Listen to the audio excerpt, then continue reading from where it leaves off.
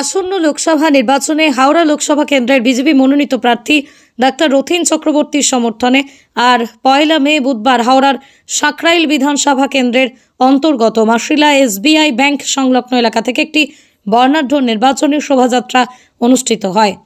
হাওড়ার বিজেপি প্রার্থী ডাক্তার রথীন চক্রবর্তীর সমর্থনে সাকরাইলের বিভিন্ন গ্রাম পঞ্চায়েত এলাকায় নির্বাচনী প্রচার করে মিছিলটি মশিলা স্কুলের কাছে এসে শেষ হয়। তারপরে একটি নির্বাচনী পথসভা অনুষ্ঠিত হয়। এদিনের এই নির্বাচনী মিছিল ও পথসভা মূলত বিজেপি সাকরাইল 4 নম্বর মণ্ডলের উদ্যোগে অনুষ্ঠিত হয়।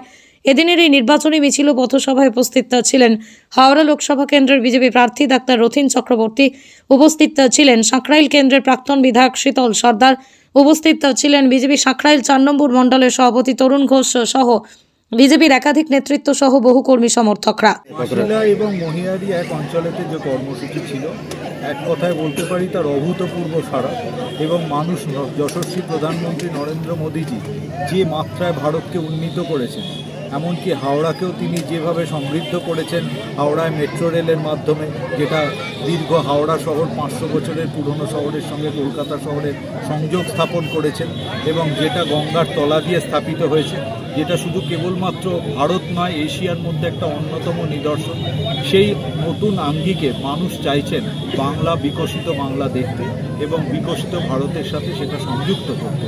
আমার ঠিক বিশ্বাস বাংলায় খুব তাড়াতাড়ি সব জায়গায় কমল ফুল ফুটছে, এবং সেখান থেকে যে পরিবর্তন সাধিত হবে সেটা আগামী দিনে বিকশিত বাংলার রূপ, সম্পূর্ণ রূপ আমরা দেখব। হাওড়ার প্রচুর সমস্যা। হাওড়ায় যে সাংসদ ছিলেন 15 বছর ধরে তার দেখা নাই রে, সেই জন্য হঠাৎ এখন ভোটের সময় তিনি জেগে উঠেছেন। 15 বছর ধরে একটা প্রজন্মকে বা একাধিক প্রজন্মকে তিনি নষ্ট করেছেন। হাওড়া নিয়ে কোনো রকম কথাবার্তা, কোনো রকম কোনো আওয়াজ সাংসদদের মুখ থেকে শোনা যায়নি। হাওড়ার যে সংযোগ ব্যবস্থা সম্পূর্ণভাবে ভেঙে পড়েছে, পৌর পরিষেবা হাওড়ার ভেঙে পড়েছে, হাওড়া ইন্ডাস্ট্রি শেফিল্ড ছিল সেটা নষ্ট হয়ে গেছে। সমস্ত জিনিসগুলোকে আমাদের দাবি থাকবে, এবং মোদিজি যে মেট্রো দিয়েছেন আমাদের, সেটা তার কাছে আন্তরিক নিবেদন থাকবে। সেটা অন্তত ওদিকে বালিখাল পর্যন্ত এবং এদিকে আমাদের যতদূর এক্সটেন্ড করা সম্ভব তা সে দক্ষিণেতে, ইতিমধ্যেই সাঁতরাগাছি পর্যন্ত হয়েছে সেখানেতে, এবং আমরা যতটা পারবো সেটাকে আমরা এক্সটেন্ড করব যাতে অন্তত সংযোগ স্থাপন হয়, এবং ইন্ডাস্ট্রিকে আবার ফিরিয়ে নিয়ে আসার খুব বেশি প্রয়োজন। এছাড়াও বহু আমাদের আদুল রোডটাকে চওড়া করার প্রয়োজন আছে।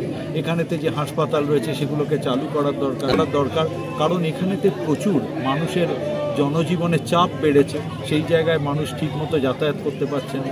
সাঁকরাইলে রেল ব্রিজ হওয়ার প্রয়োজন রয়েছে, রামরাজাতলায় রেল ব্রিজ হওয়ার প্রয়োজন রয়েছে, এবং এটা আমরা সেই জন্য চেষ্টা করব যতদূর সম্ভব মেট্রো রেলটাকে প্রসারিত করা যায়, এবং তার সঙ্গে আর যে রাস্তাগুলো ন্যাশনাল হাইওয়েকে চওড়া করা যায় অবশ্যই আমাদের দিক থেকে প্রচেষ্টা করব। সাকরাইল 4 নম্বর মণ্ডল আমাদের এই স্থান, এটা হচ্ছে মাসিলা এসবিআই ব্যাংক, এটার লোকেশন।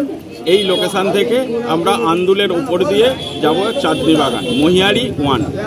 এটা আমাদের 3টে গ্রাম পঞ্চায়েতের উপর দিয়ে আমাদের মাসিলা, তারপরে আন্দুলের উপর দিয়ে মহিয়ারি 1-এ গিয়ে এটা শেষ হচ্ছে। দেখুন, মানুষের কাছে যাচ্ছি, মানুষের কাছে প্রচণ্ড ভালো সাড়া। মানে যে আগের যে আমাদের প্রসূন ব্যানার্জি যে ক্যান্ডিডেট ছিলেন, সে মানুষের কাছে যায়নি। হাওড়ার কোনো জায়গায় কোনোভাবে সমস্ত মানুষ বিক্ষুব্ধ তাদের ওপরে। তো আমরা যাচ্ছি মানুষের কাছে, খুব দারুণভাবে সাড়া পাচ্ছি, এবং রথীন চক্রবর্তী জিতছেন। প্রতিটা কাজ, রাস্তা থেকে শুরু করে ড্রেনেজ ব্যবস্থা থেকে শুরু করে সমস্ত জিনিস, ব্রিজ, ওভারব্রিজ, সমস্ত কিছু নতুন করে সংস্কার করতে হবে, খুব ঢেলে সাজাতে হবে। ডাক্তারবাবু নিজেও বলেছেন সব কিছু নতুনভাবে আমাদেরকে সাজাতে হবে। নিকাশি ব্যবস্থা, হাওড়ার যে নিকাশি ব্যবস্থার করুণ অবস্থা, সেই করুণ অবস্থাটার আগে আমরা বলবো যে সলভ করার জন্য, এবং ডাক্তারবাবুও বলেছেন এটা দিয়েই শুরু হবে। ভোটের আগে আমরা এটাই বার্তা দেবো। আমাদের বার্তা দেওয়ার থেকে সাধারণ মানুষ কিন্তু আমাদের সঙ্গে এসে যুক্ত হচ্ছেন। তারা বলছেন যে এখনো পর্যন্ত হয়তো কোনো অঞ্চলে কোনো জায়গায় আমরা সেই জায়গাতে গিয়ে পৌঁছতে পারিনি, আপনারা কবে আসবেন? মানুষের কাছে এই আছে যে মানুষ চাইছে যে আমরা যাই, এবং মানুষ ঢেলে ভোট দেবে হাওড়াবাসী, এবং রথীন চক্রবর্তী জিতবে। আমার নাম তরুণ ঘোষ, সাকরাইল 4 নম্বর মণ্ডল সভাপতি। দেখুন, আজকে মানুষের কাছে আমরা গত দিনেও গেছি, সারা বছর সবসময় আমরা মানুষের পাশে থেকেছি। আজকেও সেই সচেতনতা বার্তা যে তারা যেন নিজেদের মূল্যবান ভোটটা আমাদের ভারতীয় জনতা পার্টিকে দেয়। এই চোর গুন্ডাদের, মিথ্যেবাজি, ভাওতাবাজদের যেন দিয়ে নিজের ভোটটা না নষ্ট করে। দেখুন, এই অঞ্চল থেকে বলতে বিগত দিনে মানে ভোট প্রক্রিয়া হতোই না, ভোট আমরা দিতেই পারতাম না। এরকম অনেক বুথ রয়েছে যেখানে ভোট দেওয়ার পরেও কাউন্টিংয়ে উলটপালট হয়ে গেছে, তারা মেরে ধরে কেড়ে নিয়েছে। তো যদি সঠিক সুষ্ঠুভাবে ভোট হয় তো নিঃসন্দেহে এটা ৩-৪ হাজার লিডের ব্যাপার আছে। এই অঞ্চল থেকে, মাসিলা অঞ্চল থেকে ভোটারদের কাছে এটাই বার্তা যে আমাদের ভারতবর্ষকে শক্তিশালী করার লক্ষ্যে আমরা এগিয়েছি।